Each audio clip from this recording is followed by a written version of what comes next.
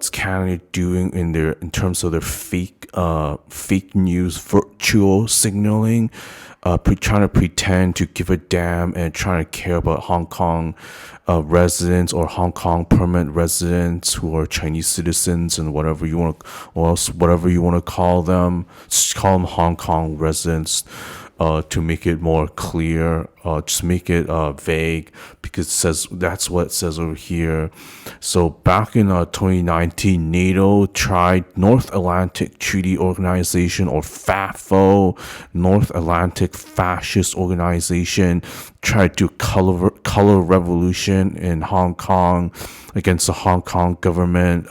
Western countries are clearly wrong, taking advantage of young innocent people who didn't have enough time to think everything through yet. So, but West government of Canada, for example, was trying to be all virtuous and all that, saying, things or free speech and whatever demo crazy fake news stuff is being violated in Hong Kong, China and Hong Kong screwing up Hong Kong residents and whatever. So they're gonna make it easier for Hong Kong permanent residents who are Chinese citizens and whatever to leave Hong Kong and come to Canada. But this is just fake news, because look at all the requirements over here. This is not helping anywhere close to 7 million people. Just virtual signal. Okay, let's go here. This temporary public policy for Hong Kong residents who are currently in Canada, 2 ways to become a permanent resident of Canada. Stream A, in Canada graduates. Stream B, Canadian work experience. Okay, let's talk about Stream A first. This is just a sales tactic to help Canadian universities and diploma mills. So they're basically selling permanent residents of Canada status and subsequently Canadian citizenship for hundreds of thousands of dollars, or at least $50,000 more if for a 1 or 2 year master's degree program or whatever diploma mills over there. So this is not helping people. Most people cannot afford tons and tons of money for an expensive degree or get ripped off by a diploma mill. And there's only like 1,000 something people who were successfully in getting like an open work permit and converting to permanent resident of Canada in the last 3 or 4 years. And Stream B, okay, Canadian work experience. These people here can get an open work permit for like 2 or 3 years, something like that. And if they find a menial job, struggle paying thousands of dollars, $2,500 in rent and living expenses and whatever, doing a slave labor job, even though they need a university degree to qualify for Stream B, this is just very hard. Only 700 something people got permanent resident of Canada status who were successful at it through Stream B over here. Totally 700 people. Think about this. 700 people is a drop of water in the ocean compared to 7 million people in Hong Kong.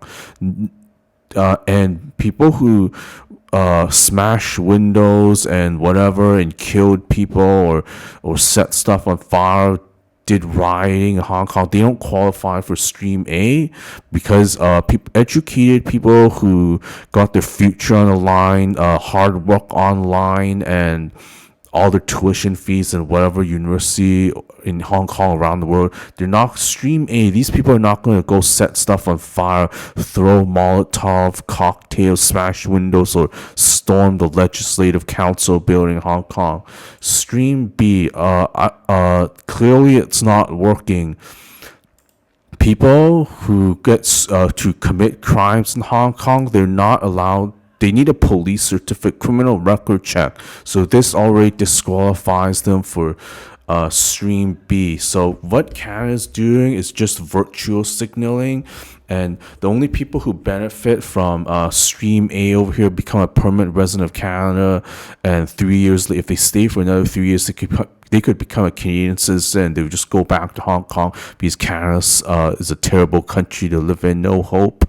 It's only benefiting rich people, and rich people are not going to get screwed over and tricked by NATO and its allies, those Five Eyes consulates in Hong Kong, trying to do cover revolution on their own government.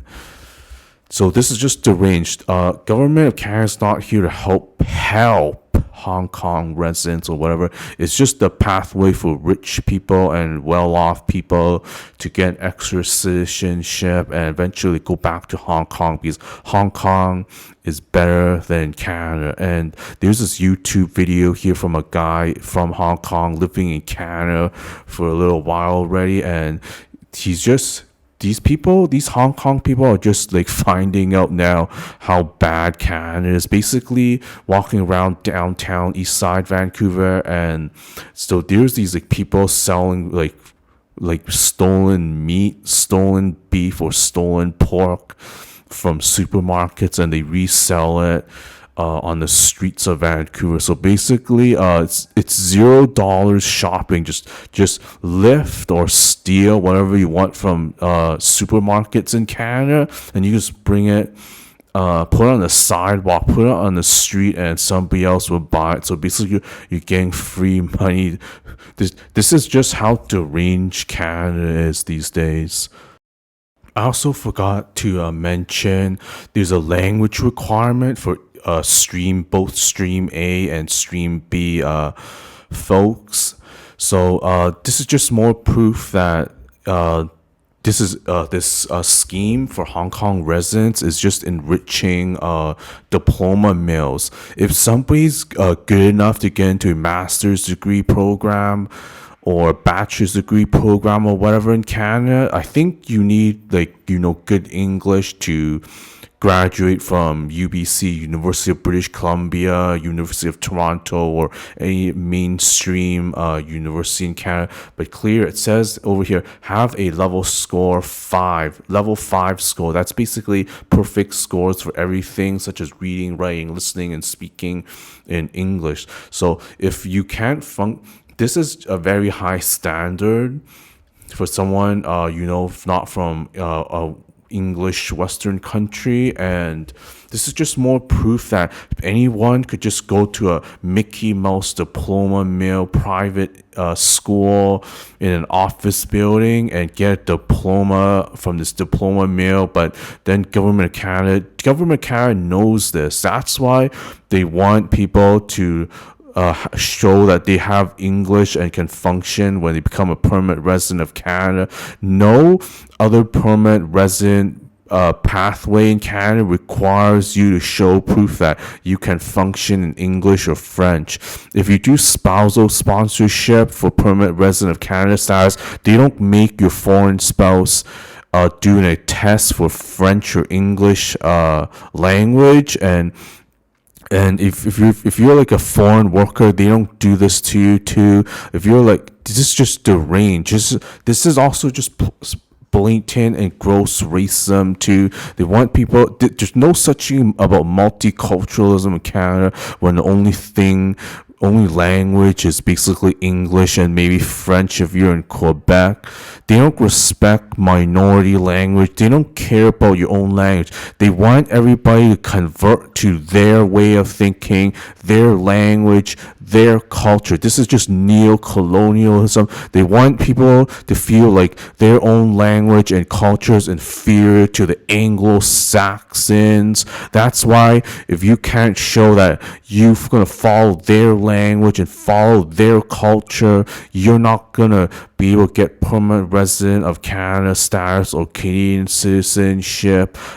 This is just racism. This is not even Canadian citizenship. This is permanent resident of Canada. This has nothing to do with a citizenship test to check your English or French proficiency or knowledge of Canada that you become a citizen of. This is just permanent resident of Canada status for foreign nationals. This is just blatant racism. Canada does not care about you Hong Kong people. This is about using and abusing you and stealing all your money. And just think about it as well over here too. Look at this page over here on the government of Canada's website. So many requirements. It's just hard to understand. So much bureaucracy. But if you look through the Hong Kong Immigration Department's website, if you want to go to Hong Kong as a second generation Hong Kong Chinese, or get a work permit, or whatever you qualify for, they don't do this. If you're going to become a Hong Kong resident through Hong Kong Chinese second generation scheme and whatever, or work visas and other stuff like that, there is no such thing as a Chinese language test in Hong Kong or mainland China, and they don't make you do tests and whatever to become a Hong Kong permanent resident with or without Chinese citizenship. This is just blatant racism from your typical Anglo-Saxon Western country.